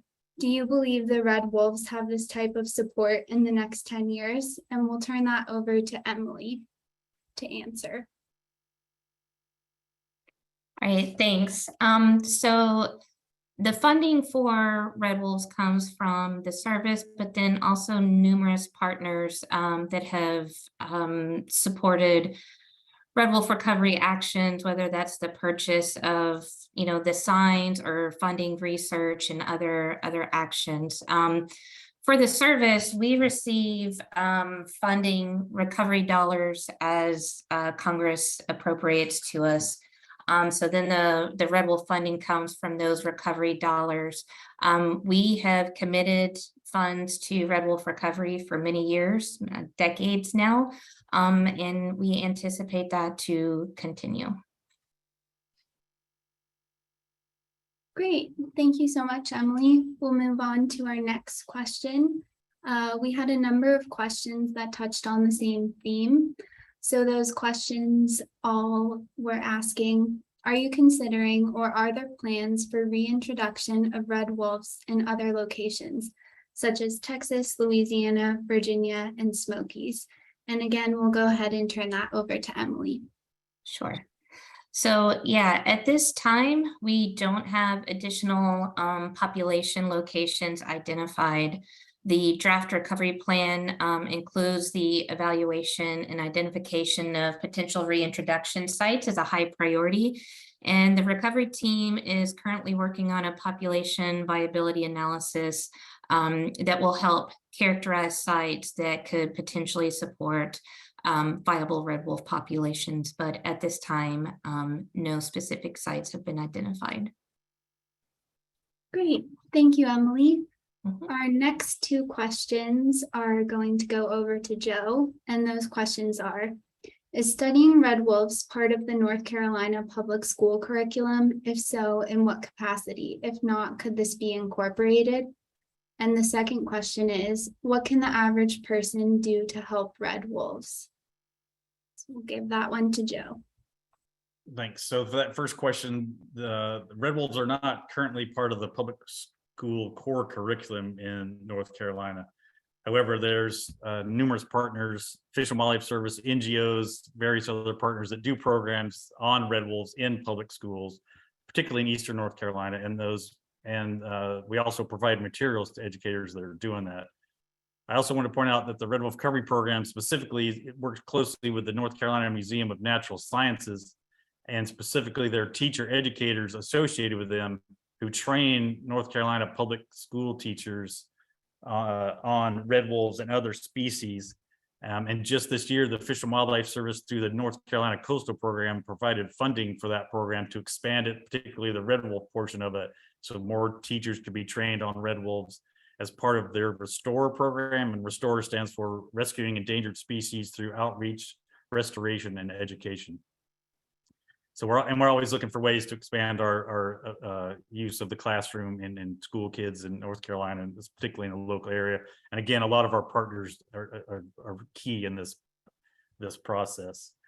To the second question regarding what the average person can do, I spoke to some of that within the presentation, but there's also on our website at the very bottom, there's something called the How You Can Help America's Red Wolf document, and that goes into other ways you can do it. And some of the ways are to visit and support wild places where in spaces where red wolves are found. And you can volunteer your time, those types of things, or visit one of the facilities within the captive population that house red wolves and support those. And the Red Wolf Center is one way to do that. Becoming a Pray for the Pack partner is a big one. Report sightings or share your photos with others and us is one way you can do that. And driving cautiously and carefully is around here. So if you want, you can check out that specific document on our website. Perfect, thank you. Our next question is, what penalties are there for landowners or others who knowingly kill red wolves? And again, we'll turn that over to you, Joe. Awesome, thank you. So as I talked about, red wolves are a federally protected species under ESA, and killing them, a red wolf can result in civil or criminal penalties that may include fines or forfeiture of any property used in the crime.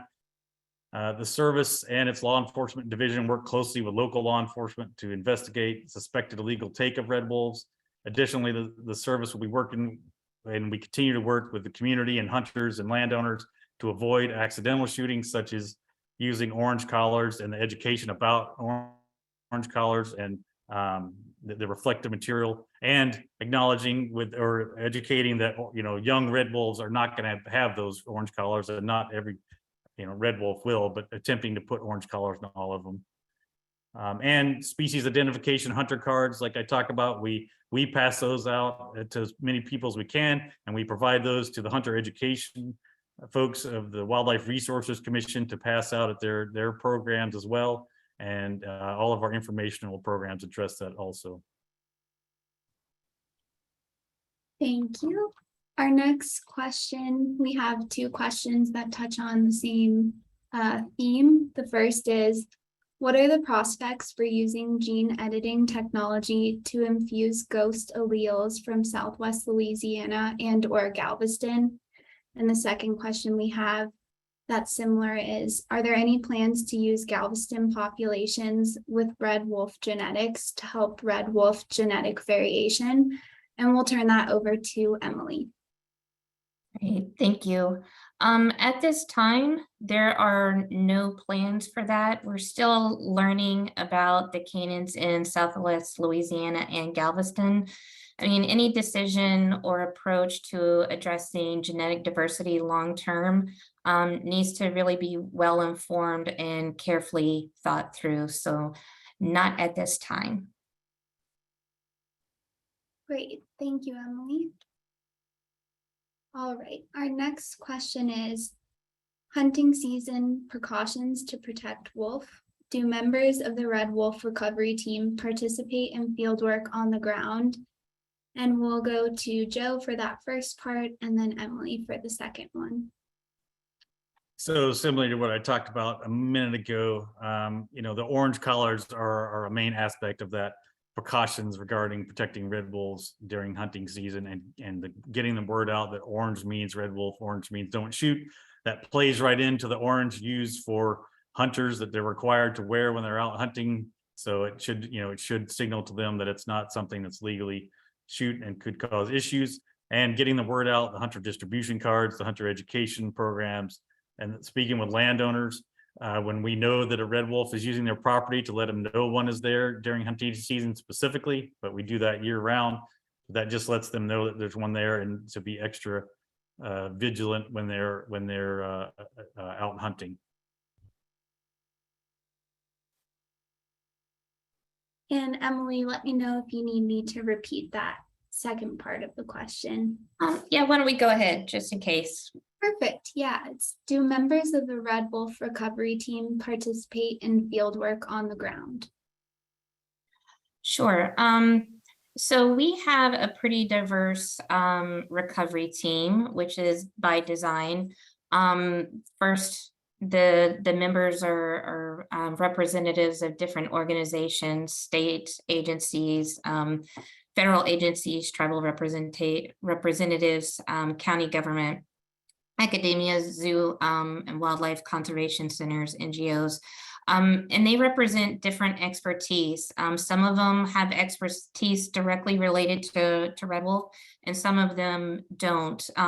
But their expertise is very much relevant to Red Wolf recovery. So for example, we have some folks on the team that specialize in wildlife diseases and are deer biologists, folks that have experience or expertise in modeling. So they don't have that direct field work. But then we do have several representatives on the team that have varying past and present participation and involvement in Red Wolf management, research, and conservation efforts within the Eastern North Carolina population.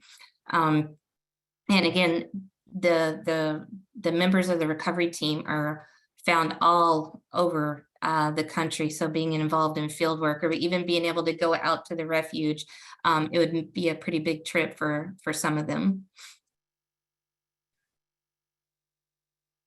Perfect. Thank you, guys. All right. Our next question, which Joe got to a little bit in the presentation, is how many red wolves have been released? How many are still alive? And are there any leads on the red wolf who was shot and died? And we'll turn that over to Joe. Yeah, so and I'm not sure based on that question, the time frame that they're intending to cover with that question, because there's myriad questions, but the on the Red Wolf Recovery Program website, there's a table that shows the complete history over the 35 years of the program of all the releases that have occurred in Eastern North Carolina, whether those be captive born adult releases or pup fostering or the translocation of red wolves from other areas to Eastern North Carolina. So that is available on the website. I suspect that what the question is referring to is the number of adults released over the past couple of years. Some of the specifics I talked about in tonight's presentation, but as a general summary, there have been 20 red wolves released over the last 2 years, either from captivity or pup fostering or translocated. And of those, based on the mortalities that I indicated, and that 3 of those have been put back into captivity, and 3 of those at a minimum are out on the landscape. But those 3 are key pieces because one of those 3 is the one that fostered that first litter of pups. So that's a key part of what we're doing and building the population. And we suspect that pair will have subsequent litters, so they're going to be a key part in building the population back up. And also 2 of them are those fostered females, so they're extremely highly valuable key pieces of this whole thing, as pieces to help build to get to additional breeding pairs on the landscape. So was the level of success what we wanted? No, it definitely wasn't. Are we incorporating lessons learned and continue to focus on ways to be successful as we move forward and adapting to how we're moving forward? Absolutely. And it's a difficult process, but at this point, it really is the only way that can be done, and it's how it was done originally. Perfect. Thank you. Our next question is, are there still coyotes at Alligator River National Wildlife Refuge? If so, will you be removing them? And again, we'll turn that over to Joe. Yeah, so first I want to clarify that, because there's a common misconception sometimes that red wolves are only on Alligator River National Wildlife Refuge. It comes up quite a bit. Actually, it came up last night. It comes up infrequently. So while that was the original reintroduction site in 1987, red wolves, as I showed on the maps, are over the 5-county area that's designated as the Eastern North Carolina red wolf population. So specifically to answer that question, yes, there are coyotes on Alligator River National Wildlife Refuge, as well as coyotes throughout the Eastern North Carolina red wolf population. However, in areas where there is a well-established red wolf territory pair, and now pups, the number of coyotes is much lower. And historically, when the red wolf population was larger, anywhere there was a well-established red wolf pair, coyote numbers were substantially lower, and that plays out throughout the research. And as I mentioned when I was talking about coyote sterilization, any coyotes that we capture on Alligator River or coastal lakes or private land with landowner permission, that coyote will be sterilized and re-released to the original capture location. Perfect, thank you. All right. Our next pre-registered question is, are there future protocols in place to limit releasing wolves used to humans, sorry about that. And again, that's over to Joe. Yeah, and I talked about this a little bit, and I'll just kind of reiterate that the service works collaboratively with the folks that manage the population of red wolves under human care, and use the criteria that from research and lessons learned that gives you the highest likelihood of success with the individuals you choose for release. And those criteria are things such as the age of the individuals being off exhibit, fed natural prey, genetic relatedness to the wild population, and not having a negative impact on the viability or genetic makeup of the captive population. So a lot of thought goes into what individuals will be selected, and lessons learned plays a big part in that, and using those specific criteria that research has shown give us the highest likelihood of success. The criteria and the research and all of those are always being reviewed and improved upon, and we will continue to do that as we move forward as well. Perfect, thank you. We'll move on to our last pre-registered question before we move over to questions submitted via the chat. So that question is, how will the PVA differ from the site suitability analyses that have been done? And we'll turn that over to Emily.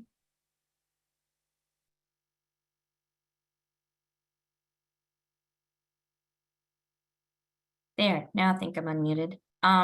So the PVA that the recovery team is currently working on will not analyze specific sites. It will provide insight into population characteristics, the biological, demographic, genetic characteristics needed for population viability, a range of potential population sizes and annual growth rates that could be expected to reach viability. And it will help identify sites that could potentially support a viable red wolf population or characterize sites that could support a viable red wolf population. Great, thank you, Emily. All right, now we'll move into our questions that are coming in through the chat. We did have a lot of questions that were duplicates of some of those pre-registered questions. So we'll move on from those. And our next question is, if more red wolves are turned loose on the Pocosin Refuge, what can be done to keep them away from homes on Lake Phelps? In the earlier release this year, we had several stay around the homes on the lake. And we'll go ahead and turn this over to Joe. So I've largely addressed this already, and a big part of that is the selection of the animals that will be released and the criteria that will be used to select those animals. We worked extensively with the landowners along the area that they're talking about, and we haze them extensively, and we will continue to do that and increase that as needed, and work with those landowners. That was one of the areas where we had difficulty getting in touch with all of the landowners. So we put the sign up that had my cell phone number, so people could contact me directly, so we could increase our awareness and monitoring that we were already doing there on a daily basis, and be directly receptive to work with those folks. I guess we've largely answered it with it's the selection of the animals that we're going to release and how we're going to manage them after release. Perfect, thank you. All right, we'll move to our next question. With community relationships and educational initiatives being one of the priorities of the Red Wolf Recovery Program, what are some of the challenges you are facing within the community pertaining to support of red wolves on the landscape? And we'll go to John for that one. Sorry, Joe.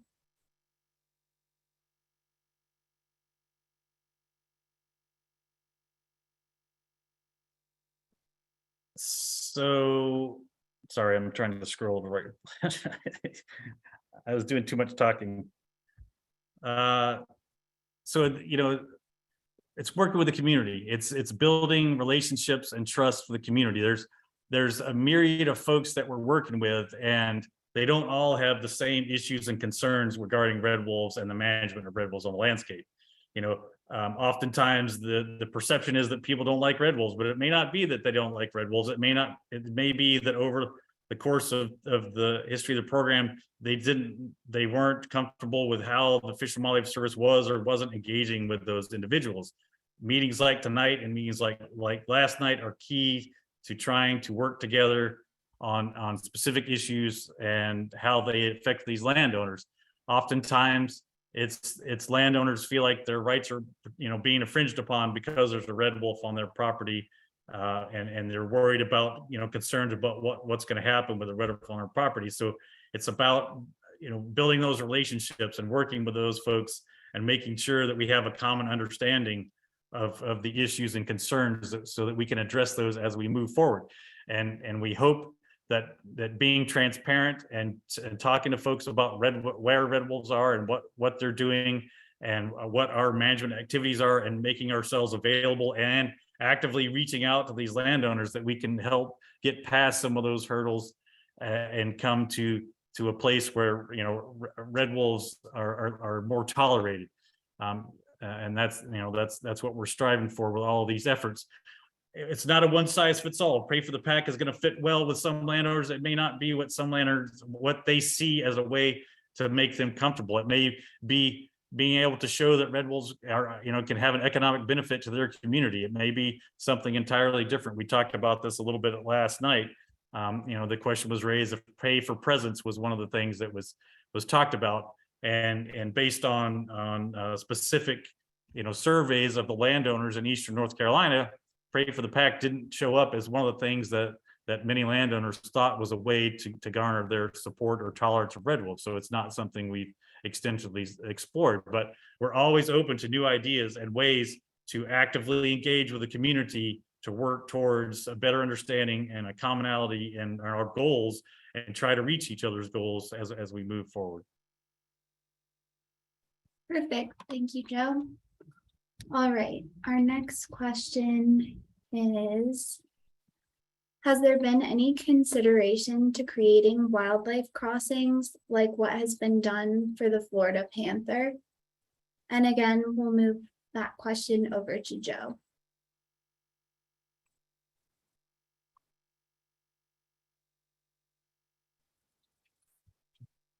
The short answer is yes. A lot of discussions are being had regarding vehicle strikes, as I mentioned in the presentation, with a lot of different entities, and wildlife crossings are definitely one of the potential solutions. Of course, I think it's recognized that wildlife crossings are extremely expensive and a long-term potential solution. And there's challenges to that based on the location of where the majority of red wolf vehicle strikes that happen. There's a stretch of Highway 64 that goes along Alligator River National Wildlife Refuge that over the last 35 years has been one of the hot spots of red wolf vehicle strike mortalities. That's a very narrow one-lane road each way, and there's canals on one side or the other, or both in some cases. So it's a difficult stretch to even think about wildlife underpasses or overpasses, but that is being explored, and the infrastructure money is a potential opportunity to expand the use of wildlife crossings. I will say, as I mentioned, that North Carolina DOT has been great to work with over the course of the last years. We talk about these issues, and with the assistance of the North Carolina Department of Natural and Cultural Resources, and a lot of folks, NGOs, some on the call tonight are working closely on this effort as well. And there's existing research that has occurred here in Eastern North Carolina along that stretch that identified potential crossing areas, but there's also ongoing research. There's researchers at different institutions that are working on ways to reduce vehicle strike mortalities, not just by underpasses. And we've also have Fish and Wildlife Service has contracted an organization that has done road use ecology studies for wildlife throughout the United States. They're actually actively working on a study with red wolf road ecology. They're analyzing the data right now. They'll be here in December.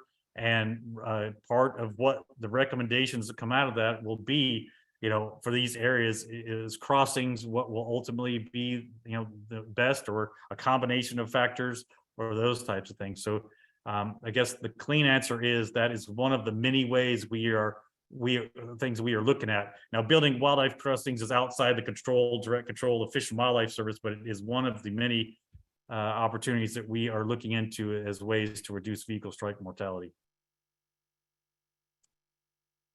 Perfect. Thank you, Joe. It looks like we've reached the conclusion of the questions coming in to the chat that are not duplicates, are within the scope of this call. And the Fish and Wildlife Service is able to answer tonight.